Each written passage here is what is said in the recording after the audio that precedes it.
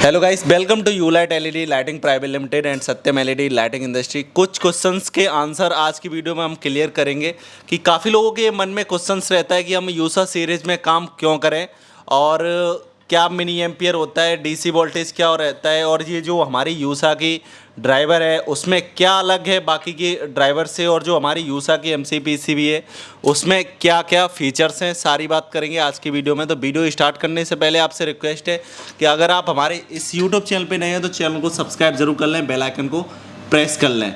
तो पहला क्वेश्चन ये कहते हैं कि हमारी जो पहले यूसर डीओबी के बारे में पूछ लेते हैं कि यूसर डीओबी में क्या क्या फीचर्स देखने को मिलते हैं। हाँ सर, बताइए कि यूसर डीओबी में फीचर्स क्या क्या देखने मिलते हैं। देखिए, जो अभी हमारी यूसा की डीओबी है ये हमारी BP 5356 H या CYT की IC सीरीज़ में आ रही है। ये हमारा क्या है, लेस देन 10% THD का पार्ट है।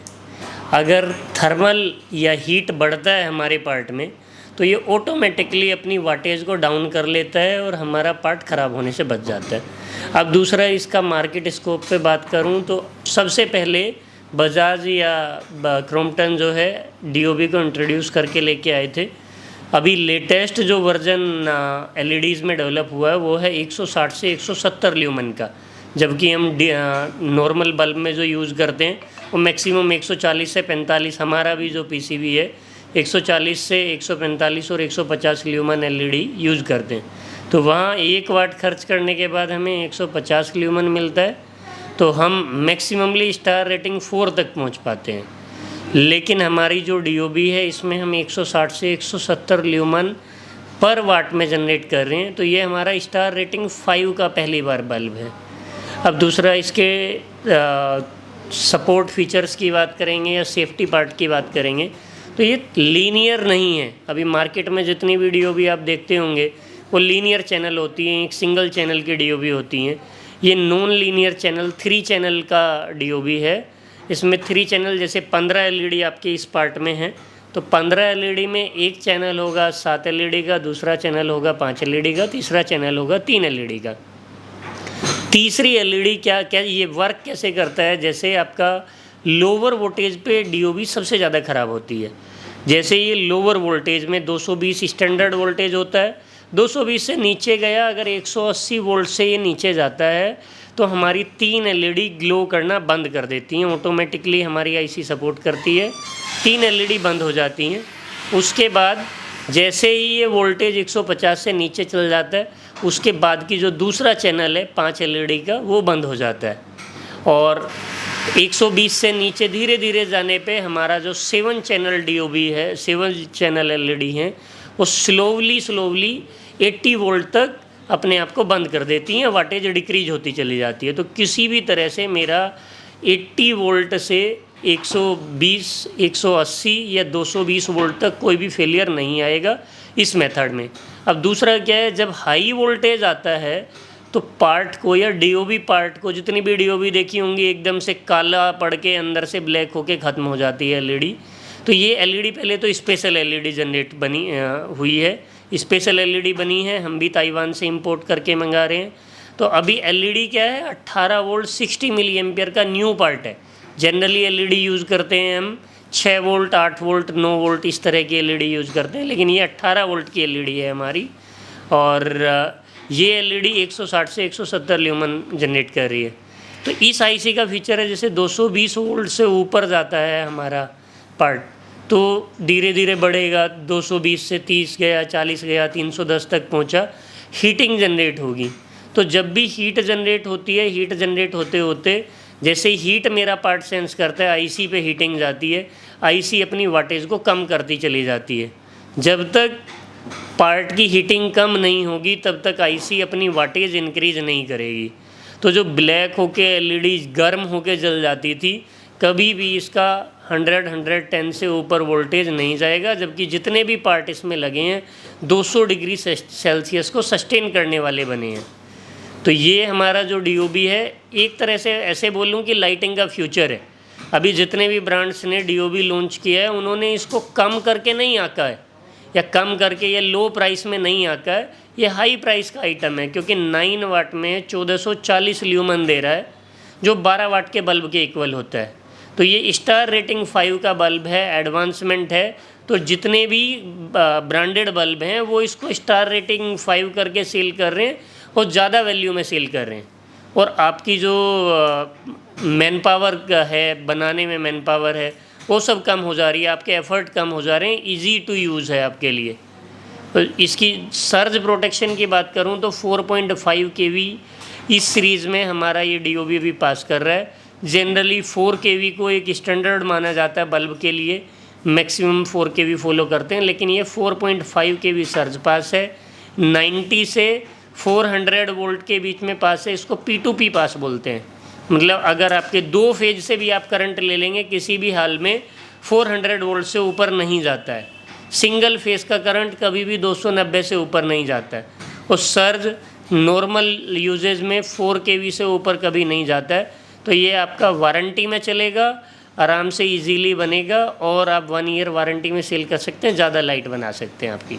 तो जैसा सर ने बताया कि ये जो हमारी यूसा की DOB है इसमें कितने सारे फीचर्स है और कैसे ये वर्क करती है, सारा पॉइंट टू पॉइंट सर ने पूरा आपको बताया है कि इसमें जो जो फीचर्स आप सर ने बताया, फोल्ड बैक का फीचर्स है, जैसे वोल्टेज गिराना और थर्मल हीट का, कि अगर IC को थोड़ा हीट सेंस होता है तो ऑटोमेटिक उसकी जो ब्राइटनेस होगी थोड़ी कम कर देगी, दोबारा जब अपनी कूलिंग हो जाएगा बल्ब तो दोबारा ऑटोमेटिक ग्लो करने लगेगा। और सर ने पूरा डीपली तरीके से आपको इस यूसा DOB में बताया है। और ये लाइटिंग का सर ने बताया जैसा फ्यूचर है और रियली में आगे इसी चीज़ का फ्यूचर आने वाला है। अब बात करें हमारे 9 वाट ड्राइवर की, कि ये जो 9 वाट ड्राइवर है, 9 वाट ड्राइवर आप यहाँ पे देख सकते हैं। जिन लोगों ने हमारा 9 वाट का यूसा का ड्राइवर उपयोग किया है उन्हें तो पता है कि हमारी यूसा की ड्राइवर की क्वालिटी क्या है। पर हम आज जिन लोगों ने ट्राई नहीं किया है तो उनके लिए आज बता रहा हूँ कि बाकी के जो मार्केट में ड्राइवर रहते हैं और 9 वाट के और हमारे इस ड्राइवर में क्या डिफरेंट है, वो भी सर आज इसी वीडियो में क्लियर करेंगे। तो सर इसमें और मार्केट के ड्राइवर में क्या क्या डिफरेंट है, एक बार डीपली तरीके से बताइए। देखिए, जो हमारा ड्राइवर है, हम आज फाइबर ग्लास जो PCB है इसकी क्लास हम FR4 यूज़ करते हैं 1 mm थिकनेस में, जबकि जनरली जितने भी लोग ड्राइवर बनाते हैं वो CM1 यूज़ करते हैं। FR4 PCB का सबसे स्टैंडर्ड क्लास का मटेरियल है। ये जैसे आपके लैपटॉप्स के PCB हैं, कंप्यूटर के PCB हैं, मोबाइल फ़ोन के PCB हैं, या मल्टी लेयर PCB बनाने में FR4 का यूज़ करते हैं। तो कई बार कोई लोग बोलते हैं कि उसकी PCB मोटी है, आपकी PCB पतली है, तो ये FR4 है। FR4 सबसे स्टैंडर्ड PCB होती है। 35 माइक्रोन थिकनेस हम कॉपर की यूज़ करते हैं। तो ये हमारा PCB जो है मार्केट की सारी क्वालिटीज से सबसे ज़्यादा बेहतर PCB है।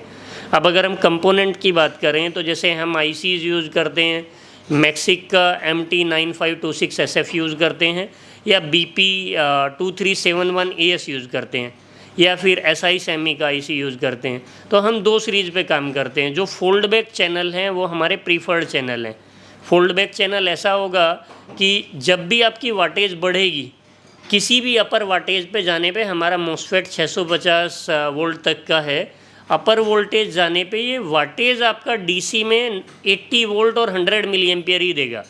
तो आपका बल्ब तभी ख़राब होता है जब आपके PCB को 80 की जगह 100 वोल्ट मिल जाएं, 100 मिली एम्पियर की जगह 120 मिली एम्पियर मिल जाएं, तो वो ओवर हीट हो जाता है और जल्दी ख़त्म हो जाता है। हमारा फोल्ड बैक सीरीज़ का ड्राइवर 81 वोल्ट, 80 वोल्ट और आपका 100 मिली एम्पियर, 97 से लेके 100 मिली एम्पियर ही करंट देता है। 100 मिली एम्पियर से एक भी मिली एम्पियर ऊपर करंट नहीं देता। तो अब अगर कंपोनेंट का हम बात कर लें, देखिए हम कंपोनेंट में MOV जो सर्ज प्रोटेक्शन के लिए जाना जाता है, हम VD, संभावा ऐसे ब्रांड्स का यूज़ करते हैं। हमारे पास VD है, संभावा है, यही 2 मैक्सिमम ब्रांड है और जो इंडस्ट्री के पूरे ऑल ओवर वर्ल्ड में सबसे टॉप के ब्रांड माने जाते हैं MOV में। अदरवाइज मार्केट में लोग ZOV यूज़ कर रहे हैं या किसी XYZ चाइनीज़ ब्रांड का यूज़ कर रहे हैं, तो वो क्वालिटी आपको कहने के लिए 4 kV दे देंगे, 4 kV आएगा नहीं। हमारा ये ड्राइवर गारंटेड 5 kV सर्ज पास कर रहा है। अगर आपको लगता है कि भाई सर्ज के लिए देखना है, आप हमारी सर्ज प्रोटेक्शन चेक करना है, वो भी देख सकते हो। आपका कोई ड्राइवर है, आपको लग रहा है कि वो ज़्यादा पास करता है, तो उसको दिखा सकते हो, हम आपको सर्ज प्रोटेक्शन का वीडियो दे देंगे। अब दूसरा जो DT है, ट्रांसफॉर्मर मेन पार्ट होता है, हम कोस्मोफेराइट की कोयल यूज़ करते हैं। खुद ही इस ट्रांसफार्मर को बनाते हैं। कोस्मो फेराइट सबसे महंगी कोयल होती है और प्योर कॉपर हम यूज़ करते हैं। मार्केट वाले लोग आज एल्यूमिनियम यूज़ करने लग गए हैं, कॉपर के टर्न कम करने लग गए हैं। वो इमीडिएट तो चल जाता है, लेकिन जैसे ही पार्ट हीट होता है कुछ दिन बाद इंडक्टेंस घट जाती है और फिर पार्ट ब्लिंकिंग करने लग जाता है या सर्ज में वो गल जाता है। ये एक पार्ट होता है। एल्को जो हम यूज़ करते हैं, इन्फेलियन यूज़ कर रहे हैं, सेल्कोन यूज़ कर रहे हैं या एक्सबूम, ये टॉप मोस्ट ब्रांड हैं एल्को के। फ्रेश लोट का एल्को आता है हमारा, 2-3 महीने पुराने से ज़्यादा एल्को हमारे यहाँ यूज़ नहीं होता। जबकि लोग क्या है कि मार्केट से पुराना 4-4, 6-6 साल पुराना एल्को यूज़ कर लेते हैं, या XYZ ब्रांड का या किसी ब्रांड से निकला हुआ उस तरह का कैपेसिटर क्या ड्राई हो जाता है, उसका ऑयल ड्राई हो जाता है। आप हमारा कैपेसिटर फाड़ने के बाद आप एक में देखोगे कि अंदर पूरा ऑयल मिलेगा आपको। जो अनऑयल वाला सूखा कैपेसिटर होता है वो कभी भी आपका फट जाएगा, ख़राब हो जाएगा। पोली जो हमारा ड्राई कैपेसिटर है, एल्यूमिनियम कैपेसिटर, हम सिर्फ इनर मंगोलिया या VD यूज़ करते हैं। इनर मंगोलिया और VD इंडस्ट्री के टॉप ब्रांड हैं। फ्यूज़ हम जो आज यूज़ कर रहे हैं वो ठाकुर का फ्यूज़ यूज़ कर रहे हैं। इंडस्ट्री में इंडियन स्केल पे इससे अच्छा कोई फ्यूज़ नहीं बना है। और जो इनपुट आउटपुट वायर भी हैं वो हमारी टिंड वायर है।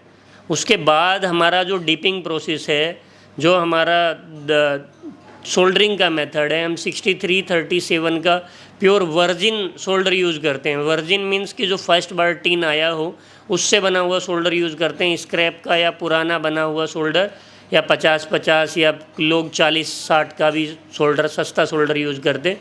हमारा सोल्डर टॉप ग्रेड क्वालिटी का सोल्डर है। और जो टेस्टिंग मेथड है, उसके बाद फिनिशिंग मेथड है, वो सारे हमारे मल्टीपल स्टैंड्स पे हम चेक करते हैं। एक बार बनेगा, उसके बाद टचअप होगा, फिर टेस्टिंग होगी, फिर विजुअल होगा। तो इस मेथड्स में क्या है, हम ये एश्योर्ड कर रहे हैं कि आप 100 पीस ले रहे हो तो आपका 100 पीस परफेक्ट चलेगा।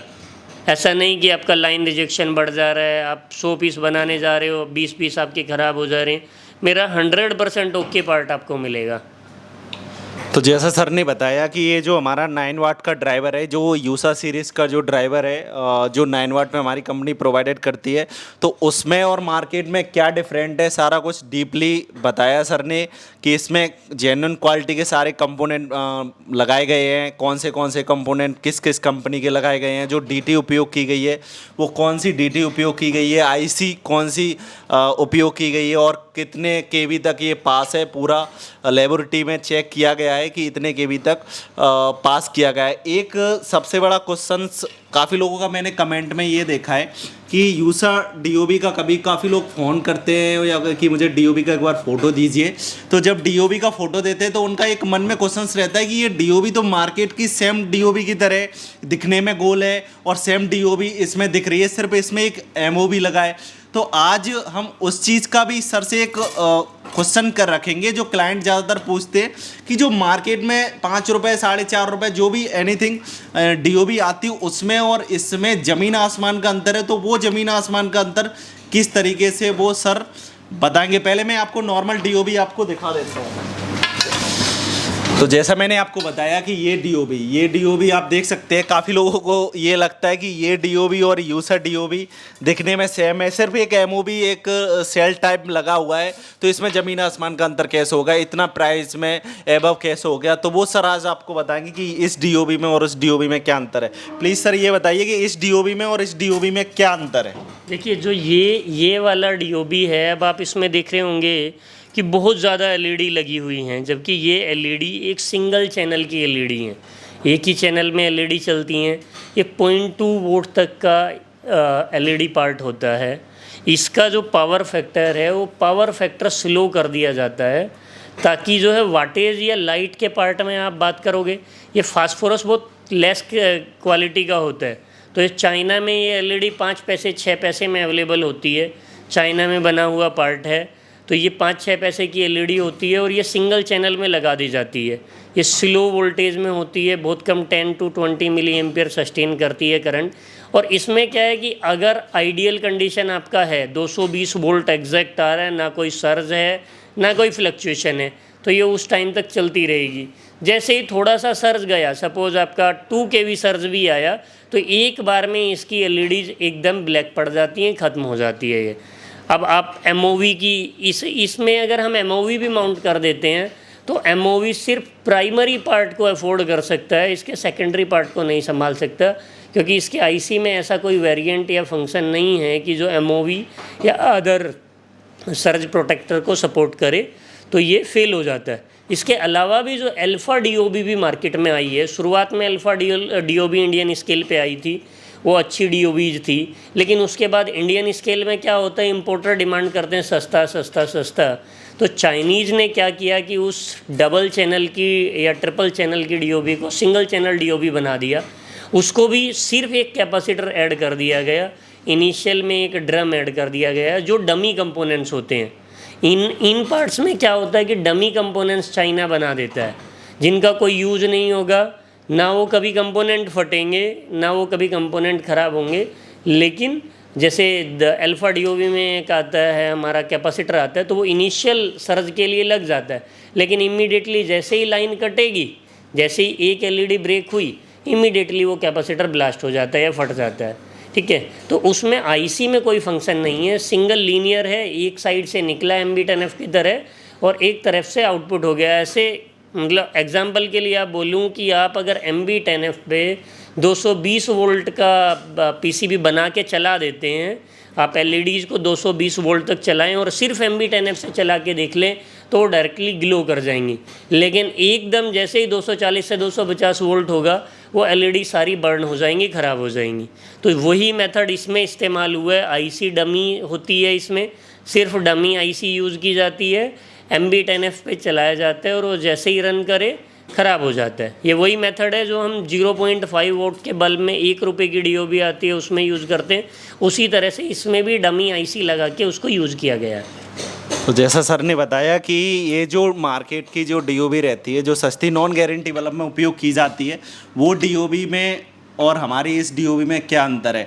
ये DOB जैसे सर ने बताई, ये डमी IC लगाई जाती है और ये ज़्यादा सर्टेन नहीं कर पाती। जहाँ एरिया में फ्लक्चुएशन प्रॉब्लम अगर नहीं है तो वहाँ चल जाती। जैसे अगर फ्लक्चुएशन प्रॉब्लम एबव होती है तो ये हमारी LED ब्रेक हो जाती है और पूरी LED बल्ब बंद हो जाता है।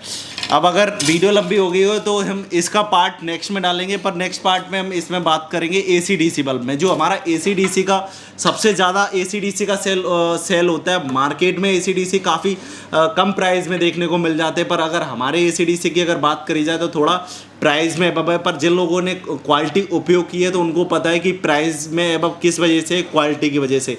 पर हम आपको थोड़ा बताएंगे कि किस तरीके से हमारी उस मार्केट में जो AC/DC और हमारे AC/DC में क्या डिफरेंट है।